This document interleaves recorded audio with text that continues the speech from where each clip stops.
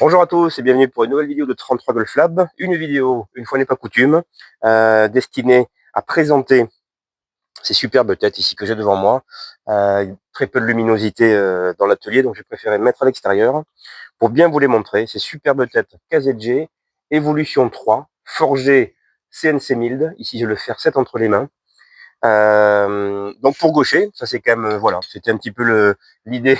L'idée rigolote de la vidéo, c'est que cette série de fer a été pensée uniquement pour les gauchers. On la retrouve pour gaucher seulement, quand on sait effectivement quand même la difficulté souvent qu'ont les gauchers à trouver des têtes sur le marché du matériel de l'équipement, du sur-mesure. Ben vous voyez, c'est KZG, Evolution 3. Ici j'ai le fer 7 à nouveau. Il n'existe qu'en gaucher, du fer 4 jusqu'au pitch. Et comme leur nom l'indique, donc Evolution 3. Alors, j'imagine qu'il y avait peut-être eu l'évolution 2 avant et l'évolution, j'ai pas creusé les archives de KZG. Donc ça, c'est les dernières en date, avec, on le voit ici très précisément. Donc c'est l'évolution des centres de gravité, évidemment, dont on parle. Si je prends la tête de fer 5, vous voyez ici, cavité avec la masse à l'arrière et le pitching wedge. Il est ici à l'arrivée, vous voyez, avec une distribution différente des poids à l'arrière de la cavité pour faire donc évoluer ce centre de gravité, pour faire des balles un peu plus hautes sur fer 5, fer 4, fer 6, des balles un peu plus basses sur fer 9 et pitching wedge. Donc un golfeur qui est venu me voir de Bayonne, de Bassoussari précisément, Cédric, qui, je le sais, quand il va voir cette vidéo, va peut-être m'envoyer un texto en me disant quand c'est que c'est prêt.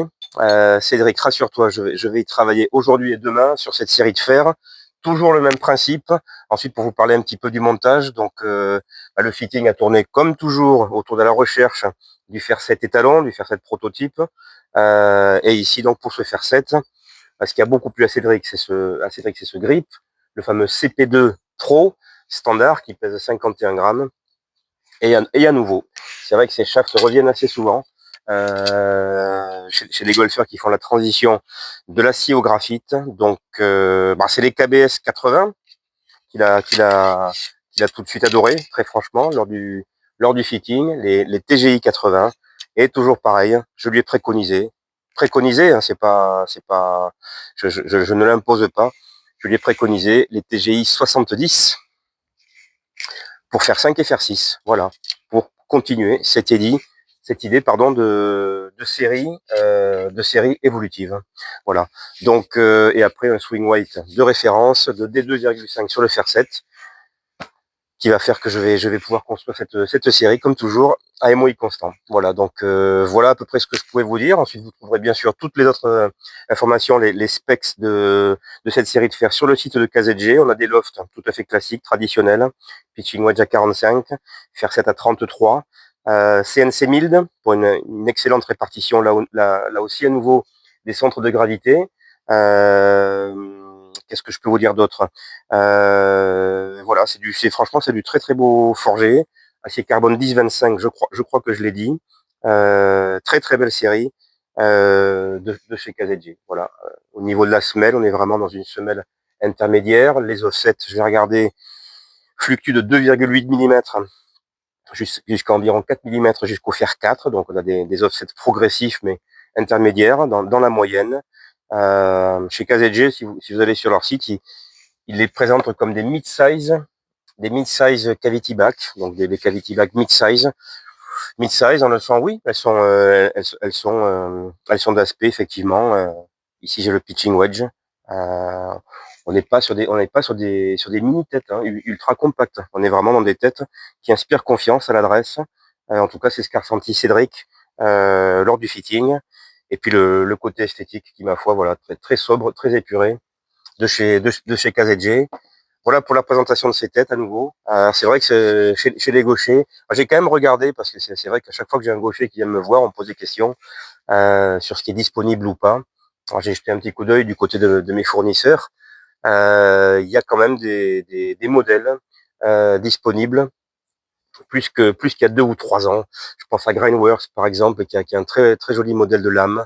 Les lames de Patrick Reed qui sont donc désormais disponibles en gaucher. Voilà, chez Wishon, il y a aussi, chez Tom Wishon, pas mal de modèles disponibles en gaucher. Et après, voilà, il n'y a pas forcément les lofts désirés. Driving Iron, c'est très difficile à trouver, je le sais, en gaucher. Mais bon, ce sont des PME, donc c'est vrai que les, tout le processus de fabrication de moules, de tooling, comme on dit dans le jargon, pour chacune des têtes qu'un fabricant doit ensuite faire fabriquer, c'est un investissement assez conséquent. Donc c'est pour cela qu'effectivement il y a moins de choix pour gaucher, surtout quand on pense à des têtes comme les Driving Iron, qui on le sait sont quand même destinées à des index très faibles en principe, donc correspondent à une population très très faible de golfeurs. Voilà, j'espère que ces têtes vous plairont. S'il y a des gauchers parmi vous, n'hésitez pas à me poser des questions.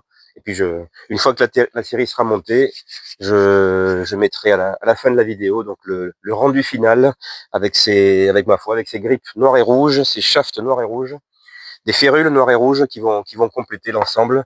Je crois que Cédric aime bien le côté esthétique. Voilà. À bientôt pour une prochaine vidéo.